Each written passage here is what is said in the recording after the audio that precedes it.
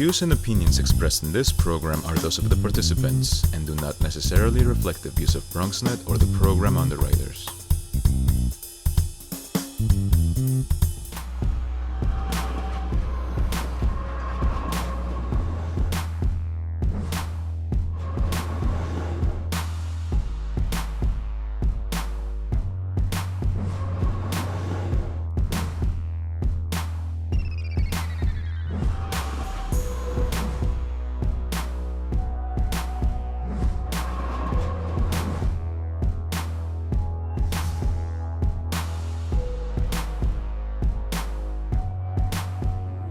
Hello and welcome to Open 2.0, and I'm your host, Alyssa Colon. Are you an aspiring artist or are you looking to try new things? Then today's episode is just for you. Today we are joined by A.B and Jalen from the Animation Project. A.B and Jalen are young animators who have unique styles and goals. Welcome to the show, A.B and Jalen. Hello, and so for my first question for today's show is, can you tell us a bit about yourselves and where you're from? What school do you guys go to? And what are some of your hobbies? So again, hi, I'm AB, and I'm a 3D modeler, texture, and also a 3D sculptor. So I'm a 3D artist that does several things. I'm not in school right now. I'm mostly self-taught, and also what I learned from my internships with the animation project. And in terms of hobbies, I love to draw, make my own stories. And before quarantine, I used to be active a lot. I like to do things like climbing, anything with the body. I'm Jalen. I'm currently at City College. I just graduated from Hostos. At Hostos, I studied digital design and animation, and then right now at City, I'm studying multimedia and digital design. So, although I animate, which I was mostly taught that at TAP, I'm more of a graphic designer and just like do like still images and like stuff. And my hobbies were mostly like sports, basketball. I do a lot of gaming. And like AB said, drawing and art is something that's dear to me. I've been doing it since I was little. Thank you. And now for my next question is, how or why did you become an animator? Like, what made you feel that, oh my God, I love doing this, or, I love drawing, so let me go into animation. So what made you guys want to become an animator? Um, from what my parents told me, they always when I was little, they would because I wouldn't move. I'm a very quiet person. They'll sit me in front of the TV, give me when I'm not playing basketball, give me a piece of paper, pencil, and I'll just draw what I literally see on TV. So, and then as I got older, I was like, I want to go into architecture. And then I met someone who introduced me to animation, which I can go into art and still and keep my creative side. So that's how I got into this.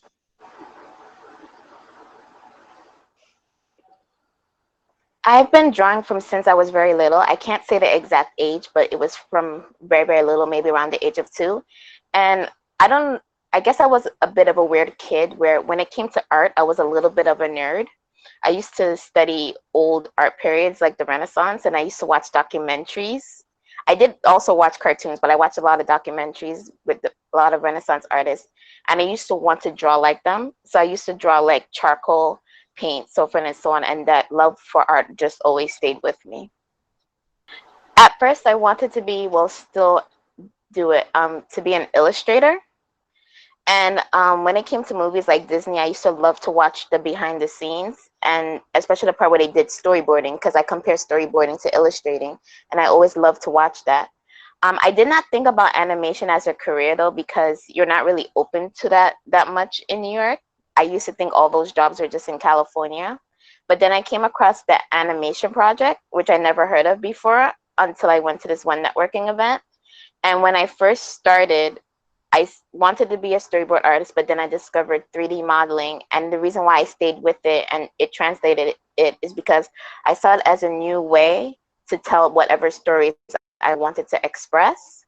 And also too, it was a challenge. Modeling is very challenging, and I love to do something that I myself didn't even know that I could do.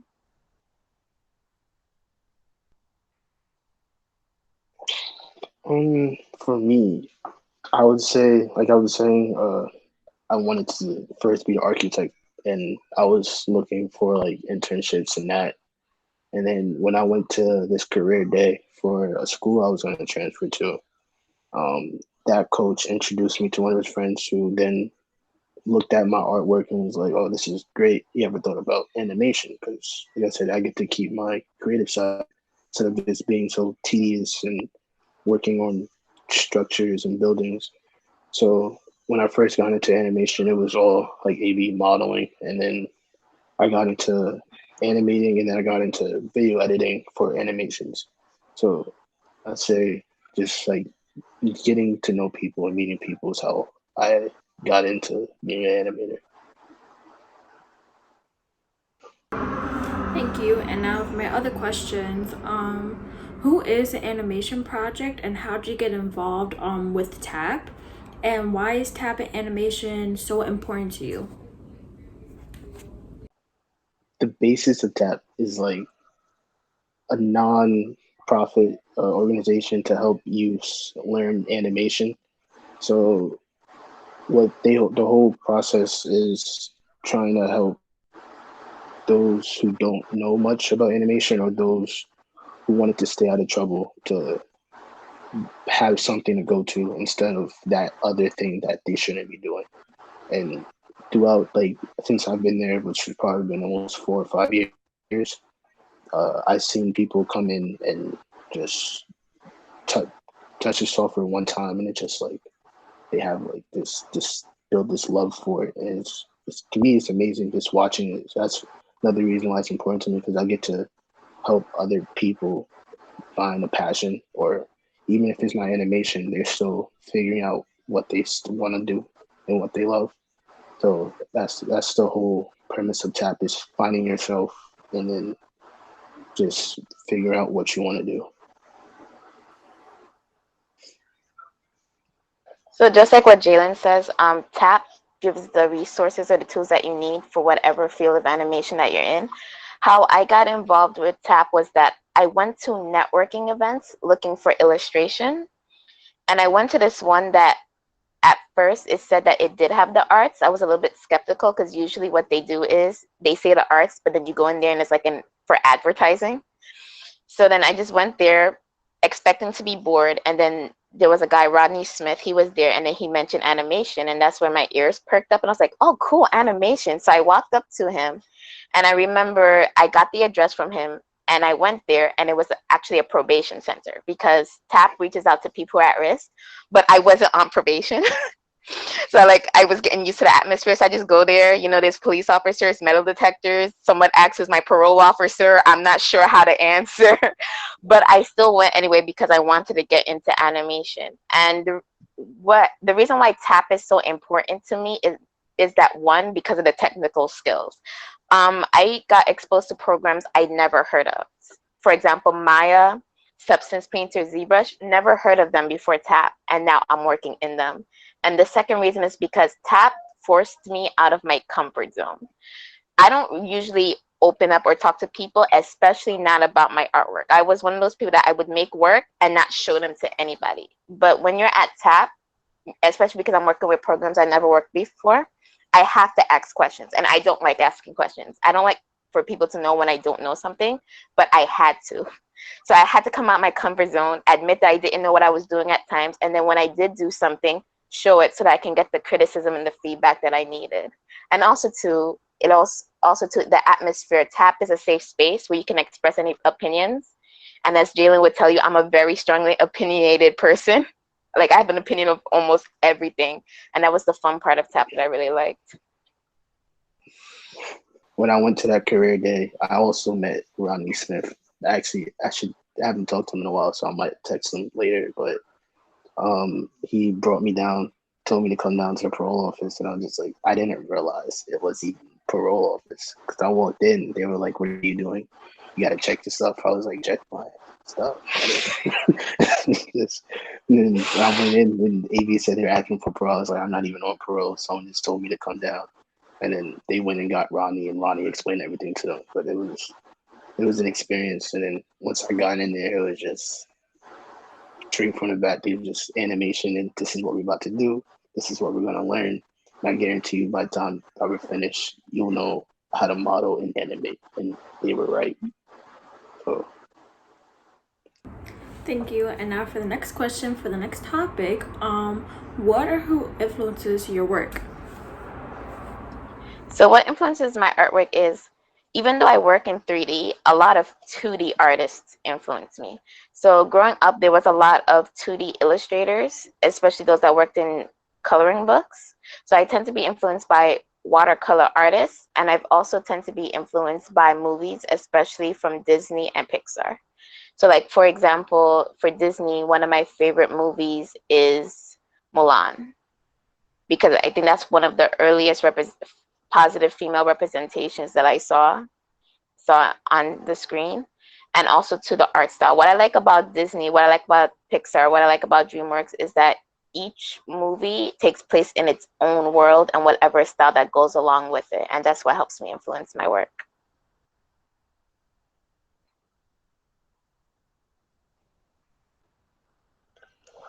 I would say what influences me, it would be like all the basketball and football designs you'll see on TV, as well as different animations, mostly anime, because that's what's like my main thing is like different animes and like Naruto, Dragon Ball Z, One Piece, Bleach, all those. I take from like different art styles from there, and I even apply it into my own art, or even like pop artists from the '90s and '80s. Is those type of colors I like to use and different types of arts that I use. So Thank you. And now can you tell us a little bit of the style of your artwork? let's say my own style, which would be like I said, like pop artists. So a lot of I try to use bright colors and then try to get things just to look like they're all in the same place, which most artists usually do, but like in a way where it could be faded but bright at the same time. So like when I model a scene, I always try to go for uh like a faded atmosphere almost, so that it looks foggy and like they're about to like a fight scene type stuff. So that's like my whole part, which is action and movement, and that's how I try to get my whole medium to look. In terms of style, I don't have a unique style yet because I'm still in my exploring stage. I see what different things I can do. So like when it comes to something like illustration, so for this one day I might feel like doing something whimsical. The next day I might feel like doing something realistic, but that's because I'm still exploring. In terms of my 3D art, because I'm a modeler, I'm usually working off of concept design, either my own or somebody else's. So it depends on the project. One project might have a very abstract idea and another project might have a very, very realistic idea. It's whatever the idea is, that's what I go with for that project.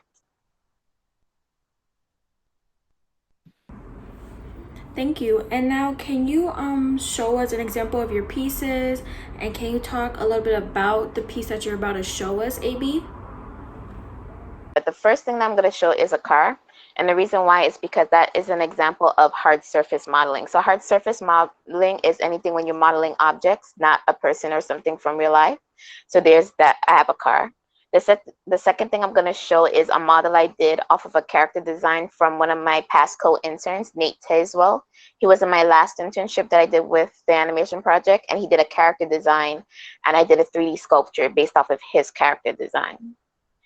And then for the third one is another project where I did recently finish before, is a dragon sculpture. So that one I was again practicing in ZBrush. So that one is a dragon sculpture. So I have a car, a character model, and a dragon head sculpture. So the character design that I did off of someone else's 3D, again, that was another opportunity for me to come out my comfort zone, because it's one thing for me to do artwork based off of someone that you don't know personally, but it's another thing when someone that you know is trusting you with their work. So of course I was a little bit nervous to show them what I did based off of their work, but the only way you can grow as an artist if you could come out of your comfort zone.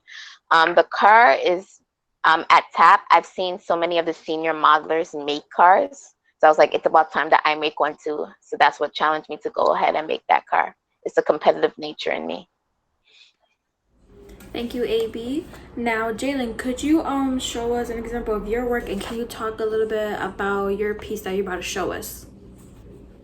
So what I'm gonna first show is my, it's not even up, graphic design work, because that's what I take most pride in, actually, because it's something I study and it's something I really like. So this first one, I decided to do a whole LP design for one of my friends' music.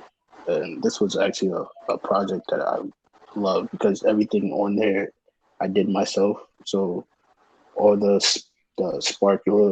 sparkling you see in the moons, the phases of the moons, and all the background is like all textures I hand did.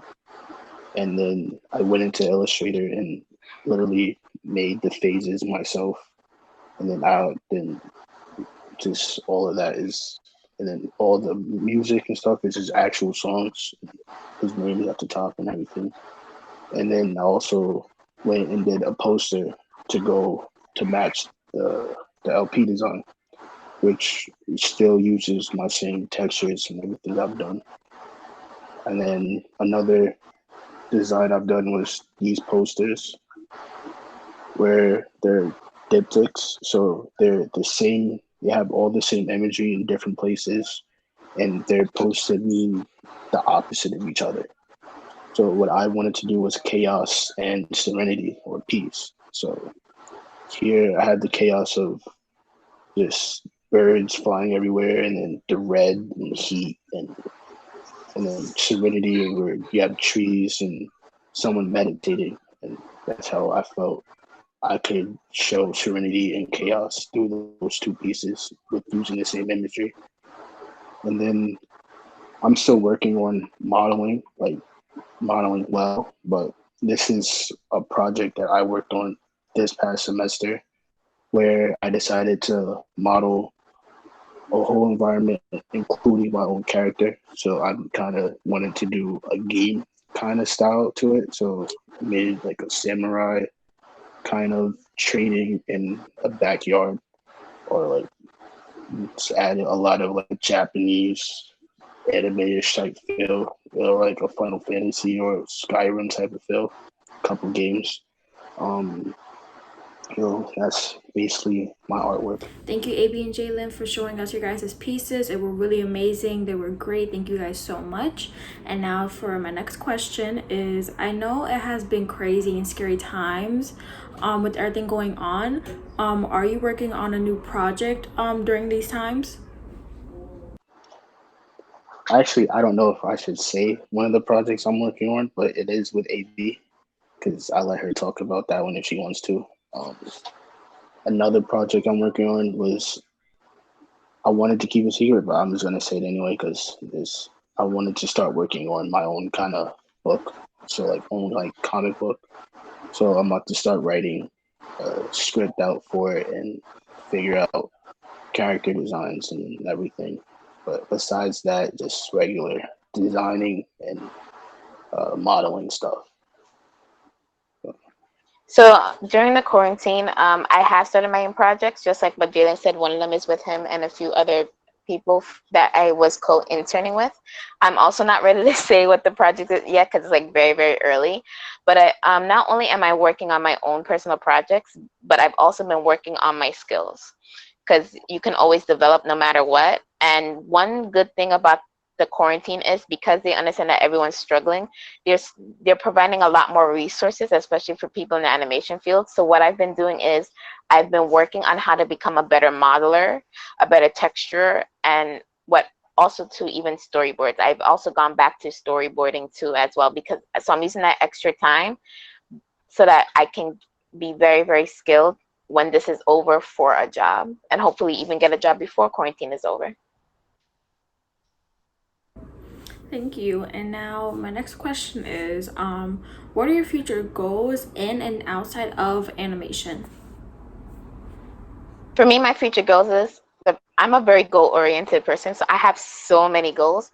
One of my future goals is, of course, to work at a, a major studio. One of my dreams is to go to California because one, I want the new scenery, and also two, I do want to work at a major studio and be able to see the movie on the big screen and be like, yeah, I was part of that. That's me right up there. I also want to work on my own project and make my own films. And by then, I want to have my own style developed. I want to be able to make films that when it goes on, before the title even comes up, they're like, oh, that's an A.B film right there. So I definitely want to work on my own projects. And as I also wanted to bring more awareness to positive female representation in animation. That's something that's like very, very close to me. Improving representation of female characters and also having more diverse representation, to not just have this stereotypical one character where she's like a goody goody two shoes and then the other one is the one where she's just dark fully, so forth and so on. More variation in terms of the feelings, the emotions that they give, so forth and so on.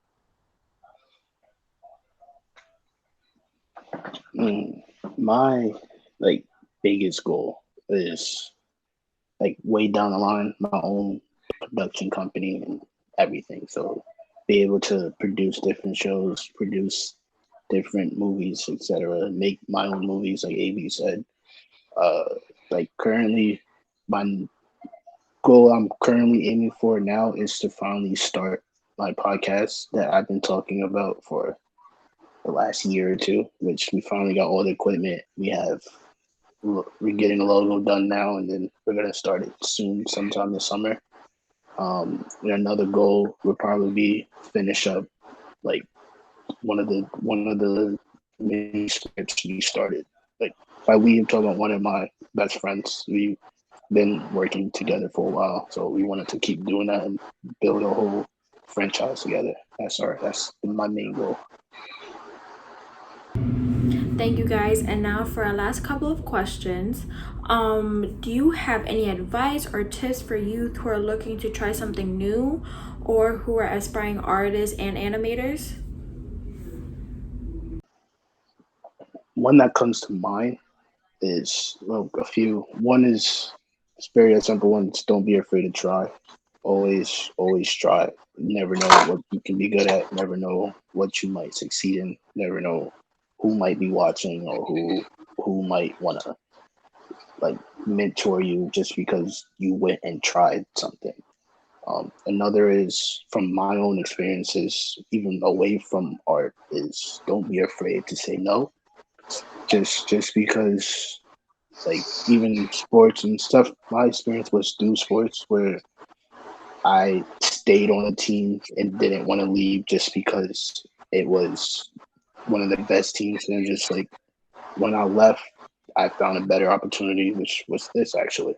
So leaving some place or saying no to things that you feel is bringing your morale down or is not working or helping you strive for what you want to go to next isn't a bad thing.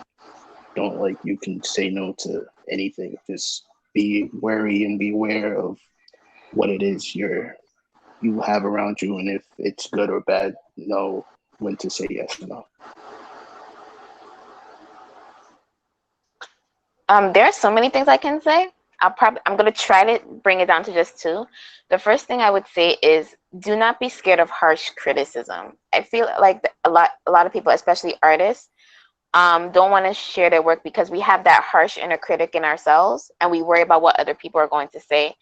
And harsh criticism is not bad. Every good artist was once told that there's something in their artwork that wasn't good or wasn't working. And that's the way you grow as an artist. You need to be able to hear from someone else because they're able to see stuff that you're not able to see. And yes, you're going to feel that sting, that blow, but that sting, that blow is what's going to improve you and make you stronger. And the second thing, and this is like very, very important to keep in mind, is do not expect overnight results. You're not going to be a pro at something after only spending just a few hours at it. The professionals that you see their work that are doing great work, They weren't born able to do that. They spent many hours to develop their skills. In fact, if you're able to network or connect with any artist, no matter what field, and if they are comfortable enough with you, you can ask them, can I see your first works when you first started as an artist? And when you see the before and after, you realize there was a lot of growth in between. So be competitive, work on your skills, but remember that you're still growing, and don't be so hard on yourself when you don't get something the first time. You're not supposed to. Thank you. And now for the next question, if youth artists wanted to get in contact with you or view your art, how can we do that? I actually have a Twitter. It's at AB_3D art. And on my Twitter, you will also see my contact information as well as my work that you can reach out to me towards. For me, I just created an art Instagram page, but I haven't put anything on it, but you can still follow it. It's BIZZART. So it's like Biz Art. I kind of like copied off from Mozart and just put Biz Art. So. Thank you guys so much. And now for my last question for the both of you. Do you have any special messages or any advice for the youth during this time with the pandemic and this revolution going on? Well, I have to say is take advantage of all the free time that you have now. So, for example, speaking from animation or art, if you type in just free courses or free classes, a lot of people are actually providing services for free. Like they're even so take advantage of the free time, and also to look at your portfolio and see what it is that you need to change.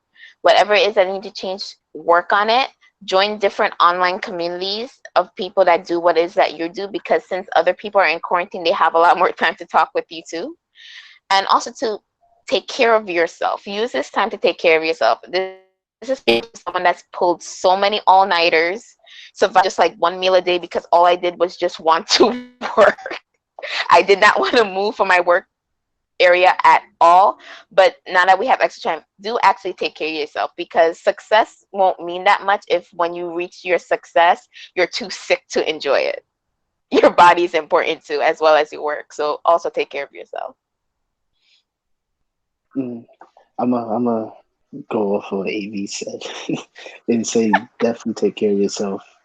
Like I even sometimes just sit down and like meditate and stretch and push ups, sit ups, work out just to keep my mind off of like work. Because sometimes, I enjoy our work. I even turn my hobby into something I can make money off of.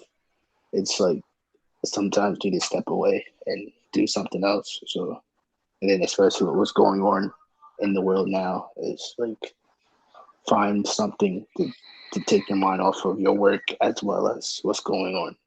Because everything, all this stuff that's coming in right now is not the greatest. So try to keep a positive attitude and a healthy body.